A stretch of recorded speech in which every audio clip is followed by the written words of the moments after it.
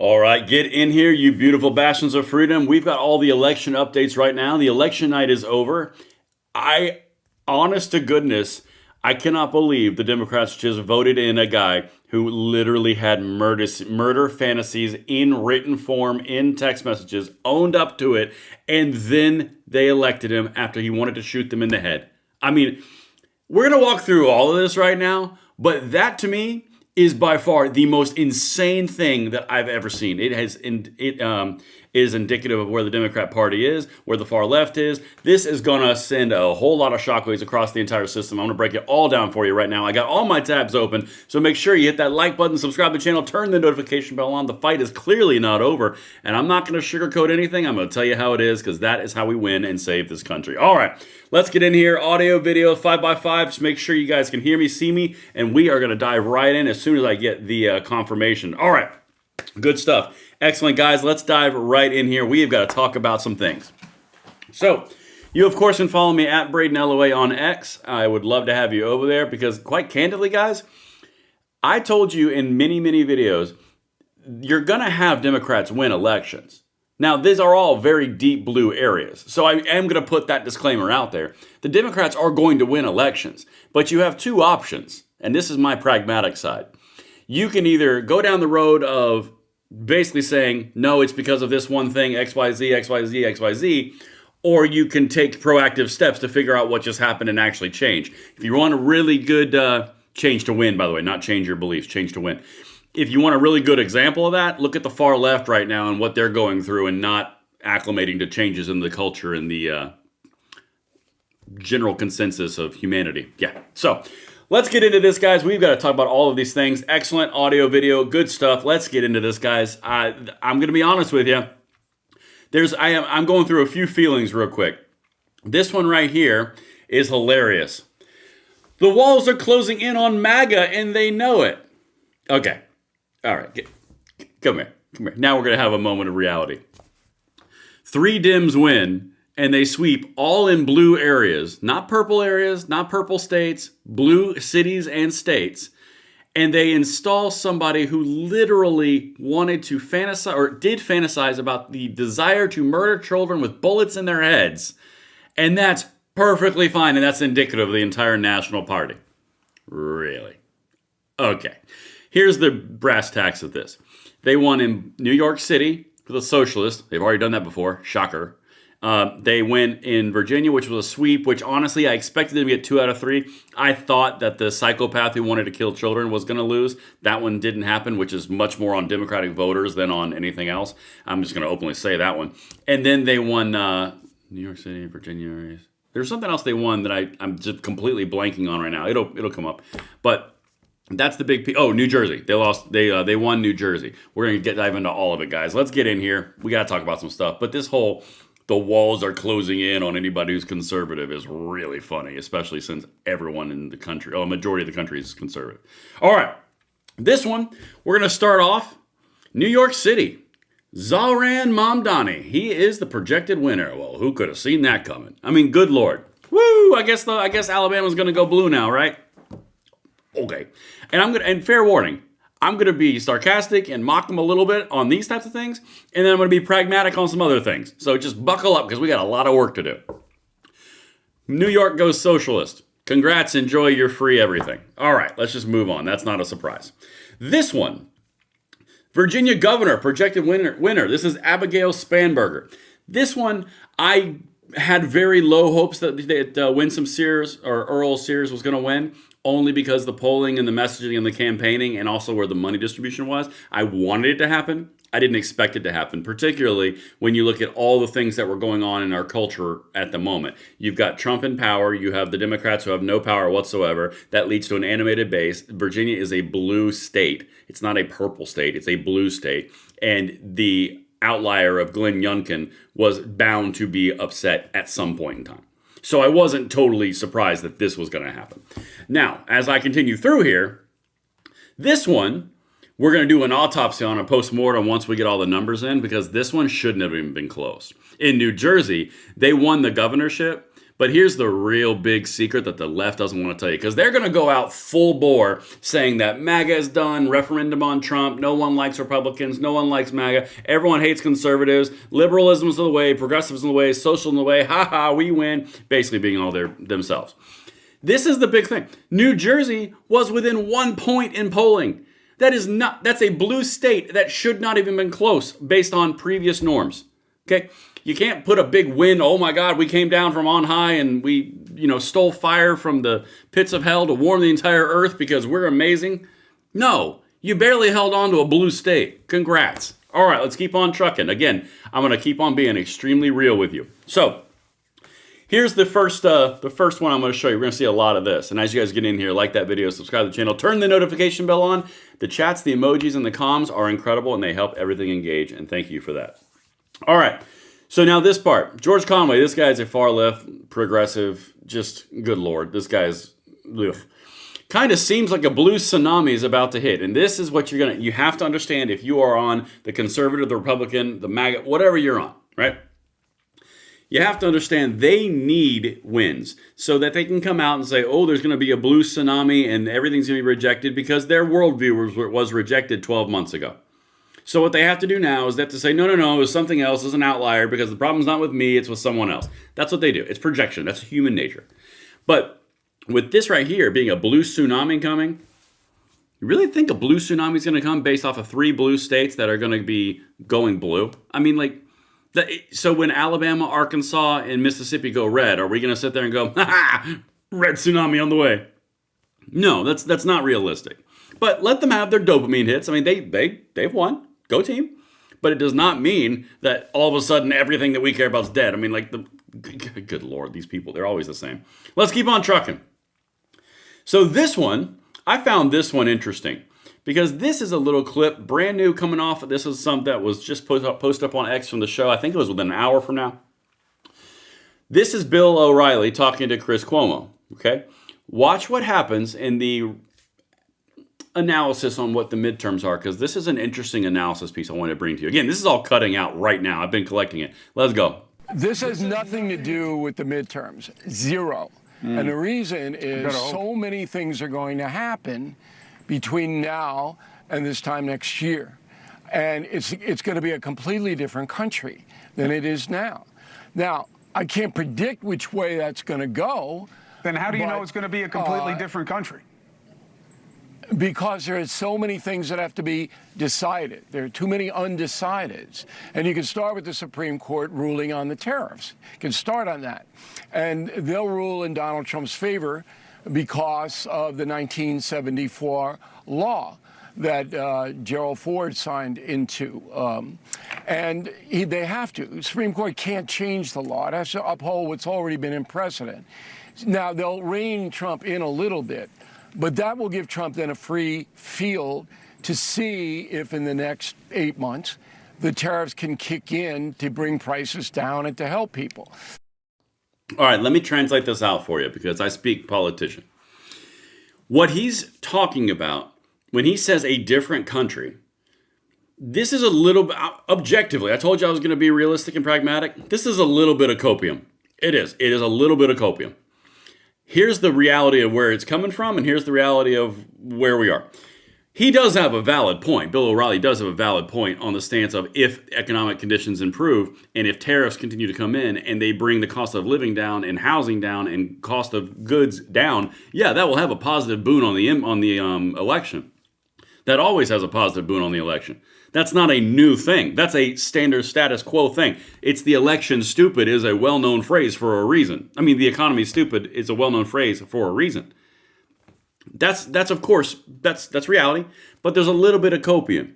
Because if you don't look pragmatically at what just happened, and you don't look around and say, what are all the factors that occurred to bring us to the point where this outcome was achieved, whether you're on team blue or team red, you're gonna struggle further if you ignore things that are in the interim, right? Just like when we do videos on the shutdown, we've done it the last 3 to 4 weeks. Every time we've done a video, there's been an incremental addition to the entire story, which brought us to the prediction of what is happening right now. You can't ignore individual factors and pieces because the fact is they won, they swept. Okay, That's objectively true. They did sweep in blue areas, but that also means you have to analyze what went down. Hoping that it's going to be a completely different country because terrorists and because this, that, and the other, and carrying the 4 and getting the Y and then solving for X. That's fine, but it doesn't actually solve the issue on the ground right this second. And the ground right this second is you have a motivated base on the left, you have an angry base on the left, and they're going to show up in blue areas. The question is, do they show up in purple areas or red areas? That's the question, right? And this is objectively my political analysis and my commentary. I've seen this in the gun world when we do political analysis. I've seen this in the political world. I've seen this in the Trump election 1.0, the Biden election, and the Trump 2.0 election. That's reality. If you ignore what happened because you want to think there's another dream going on, you're going to get hurt more. All right, there's a couple super chats I want to hit on real quick. Hope they enjoy what they just asked for. Will Crump says for the $2 super chat. Honestly, this is why I moved to a very red state. I mean, like, legitimately, I live in Florida. It's like, that's why I live here. Mike Yu, 199. How are the blue states staying blue a big win? No, Mike, let me give you, I have not said it's a big win at all. I have not said that any point in time in this stream. I'm not suggesting that it's a big win for them to win. What I'm saying is, they've won blue states, big whoop. They won blue states. I'm not saying, oh my God, they won blue states, so 4D chess is because this, that, and the other. I'm not saying that. You have to look objectively what just happened, and you have to do a post-mortem and be realistic about it. If it's something on policy, adjust the policy. If it's something on messaging, adjust the messaging. You've seen the Democrats go through this entire thing, and I made fun of them doing it for 12 months. But if we didn't apply the same things that we make fun of them for, we're going to have the same mistakes. That's just objective fact. I'm not saying it's a big win that they won. It's a bad thing they won, in my opinion. A lot of people are going to be hurt by their policies. But I definitely never said that it's a big win that they won. All right, let's keep on going. Because this is the biggest one right here. This blows my mind. We're going to have a moment of candid conversation really quickly. Guys, this guy literally said in text messages, and it was a full part of the last closing month's October surprise of the campaign, that he wanted to kill children of his political opponents with bullets to the head and let their mothers hold them while they died. Virginia just elected this guy to be in charge of the entire Attorney General's office. He is the Attorney General now, or the Attorney General elect. They said that was fine, which brings us to another problem in its entirety. I don't really know exactly what it is, and come here, we're going to talk about this real quick, and please hit that like button, subscribe to the channel, and turn the notification bell on if you are down with this messaging and you like where we're going. I don't know if this is indicative of people who have TDS so bad that they're willing to vote for Satan himself. I don't know if this is people don't care if you want to threaten children. I don't know if imagining a fantasy of murdering children is okay as long as you beat Trump. I don't know any of these things, but what I do know for damn sure, the Democrats in Virginia stood by, I'm going to put him back up, stood by this guy. He just got elected by the Democrat voters of Virginia, and he has murder fantasies in his history, and it's perfectly fine. Now, that could be one of a couple things. That can either, like I said, be indicative of the fact that, they're just children or they're just bad clumps of cells and it doesn't matter, just like their abortion stances. It could be they don't care anything to beat Trump. It could be vote blue no matter who, which would be an extreme case. But the bottom line is the Democrats just full-throated gave complete and total power of the state of Virginia to a guy who wanted to fantasize about murdering children. That speaks a lot more about the Democrat Party than it does about anything else. Because this guy's a shitbag. And I'll say it. That's pretty crazy. That's pretty crazy. So yeah, guys, so make sure you hit that like button, subscribe to the channel, turn the notification bell on, and hit the emojis, the chats, and the comments. It helps the stream distribute. This one right here, I'm on it. This is the biggest surprise of the night. Here's the way that I wrote that. I had this in my hierarchy in my head.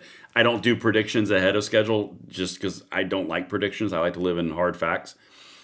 I expected it was going to be close with New Jersey. I expected Abigail Spanberger was going to win the governor's race. I expected that Mamdani was going to win the mayoral race. I expected this guy was going to get rejected by the Dems because even his behavior went too far, and they endorsed it. We have a radicalization problem. That's exactly the way that I read that. All right, let's keep on going. Now, this is opposed. Again, I just threw all this stuff together tonight, right as the election ended. Short night. Dems prevail in albeit blue states. Again, just what I just said. In blue states, what I've done this entire live stream. GOP struggles to mobilize its coalition without Trump on the ballot. Now, this is an important piece to this. In the postmortem, and I will do all the videos I can, I will accumulate all the data, and I'll bring it to you for presentation. But if it's truly just a position where the coalition does not come out to vote when Trump is not on the ballot, that's going to affect the midterms. Real talk, objectively. If Trump is the only thing that's driving and animating people to go vote, that means the Republican Party has a problem with motivation and policy. Because if Trump is the only motivating factor, Trump's on his last term. So that's going to be a thing. If that's it. Again, it could be blue states. It could be this. It could be a lot of reasons. We're going to get to the bottom of it because I am not in the whole hopium, copium, stick your head in the sand, it'll just work out thing. That's not my vibe. Time to fix it before November 3rd, 2026 needs strong candidates with populist messaging and robust GOTV ops. Okay. Get out the vote ops is what they're talking about there, GOTV. Populist messaging. Now, we're going to talk about that for a second. The interesting thing about seeing that in this post is populist messaging is what Trump won on. It is 100% around affordability. It's about the population going against the elitist controls. A really good example of this would be all the shutdown bullcrap that we're seeing, and we're going to rail on as we continue this because they're already talking tonight about wrapping it up. So it was completely political, which we knew about. But that's the whole thing. Populism versus the elites. Populism versus the control class. There's a complete and total rejection of the structure of our betters are telling us what to do when it's kind of like one of those read between the lines. The populism thing, it's coming on both sides. The right, what's the best way to, I'm trying to remember the word for that. The right, screw it. The right shows and, it reveals itself in more of a nationalistic populist, and the left reveals itself more in a communist, socialist populist. They're both populist, but they're going about it in different ways based on their previously aligned thing. That's at least my analysis. You guys can tell me if you agree or disagree. But the big point here is the populism, that is going to be a thing. And if Trump is the only motivating factor, you got 12 months to find some other motivating factor. I'm just saying. This is something else. Pennsylvania Supreme Court justices are projected to retain power, so nothing changed in Pennsylvania. That is a purple state. That one is important. And right here, this is some of that prediction, copium, hopium stuff. Again, I'm going to call balls and strikes on both teams. I am heavily leaning towards Team America. I'm extremely patriotic. I love the conservative Republican side, not because of the party, but because of the ideals and the policies. This is something you got to watch out for because there's a part of truth here and also a part of cope. Democrats winning in blue states is not a referendum on Trump. Okay, you can say it's not a referendum on Trump. I would be hard-pressed to say there's not a referendum of the existing power structure because if Republicans have the White House, the House, and the Senate, it's kind of hard to say it's a referendum on the Democrats. Maybe it's not Trump. Maybe it's Republicans. Maybe it's the shutdown. I don't know. Again, that comes down to the postmortem. You will hear this live from the left nonstop for the foreseeable future. That is 1,000% correct. You are 100% going to see throttle to the floor, referendum on Trump. We're going to get the House. We're going to impeach him. We're going to take him back. We're a retribution tour. 1,000%. I'm going to do video on video on video on video of that because I already know the channels that are going to do it. And I'm telling you, the DNC is going to make some big mistakes doing it. And this last part is incredibly important. Don't get demoralized. And this part, I'm going to go big for you real quick because we're coming in on 18, 19 minutes. And if you guys will get in here, hit that like button, subscribe to the channel, turn the notification bell on. Chats, emojis, and comments are amazing to send us out. All right. Here's the part about getting demoralized. There's zero reason to get demoralized. Literally. Zero. And here's why. Because everything that's been accomplished that you guys have brought forward to this point has been because of your efforts. Your policies are better, you're constitutional, you're not crazy, and you're not psychopathic. That's a good mix. You've got the next generation coming up more than ever has been Republican and red leaning. You have a significant amount of wind at your back, and they did win some blue state elections tonight. 100%. I'm not going to reject that. I'm not going to say they didn't. I'm not going to say any excuse language. But you have to understand, they're going to win elections. It's not about the individual elections and localities. It's about the national perception of a brand and how it affects your federal legislation makeup or congressional makeup, which leads to legislation. This is the entire point. You keep grinding, you vote like you're losing, and we get back on the horse and we analyze what just happened, and then I bring it to you, and you tell me if I suck or not. It's really a great, amazing exchange of ideas, to be quite candid. But demoralization is not even on the table. Just letting you know, like, I'm still 100% we're going to win this bad boy. I'm not all about that demoralization talk. And there, of course, I had that out of order. Just more of the same stuff. Crazy psychopath wants to kill children wins. God, that's insane. I am flummoxed on that one. But here's the bottom line, guys. As I wrap this and I start collecting all the content for tomorrow, because these next few days we are going to be a content machine. So make sure you hit that like button, subscribe to the channel, turn the notification bell on for that. You can follow me on X at Braden LOA. But here's the bottom line. We did lose. Objectively so. We lost in blue states. It's not a good thing. It's a bad thing. It sucks. But if you don't learn from the mistakes that we're making, and I'm not saying policy-driven mistakes. I'm saying if you don't make mistakes from the obvious results, or observe mistakes and learn from the mistakes that just occurred in the obvious results staring us in the face, you're going to end up causing yourself more issues. It sucks to do self-analysis. Not saying you guys. I'm saying the political side. But you have to do it. And we're going to do it right here. I'm going to lead that charge the best that I can, and hopefully I deliver things that are content that's provides value to that, because I think that we are absolutely in a position where we're going to save this country all day, every day. I am not even remotely scared. They win some blue state races. Congratulations. They get a little wind, a little pickup in their step, wind in their sails, and then we're just going to deflate it and win some more. But listen, guys, I got a super chat real quick. Will Crump, $2, says, proof they hate conservatives enough to murder us, says Will Crump. That is one heck of a way to wrap up the live stream. I love each and every one of you just the right amount. Do not even think about getting demoralized, because that just means we get the opportunity to work harder and kick their butts even more and deflate their sails as they are peacocking around tomorrow and the next day and for the next little while. But I'm going to have a hell of a time doing it. I know you guys will as well. You're right here with me. All right, listen, that's enough.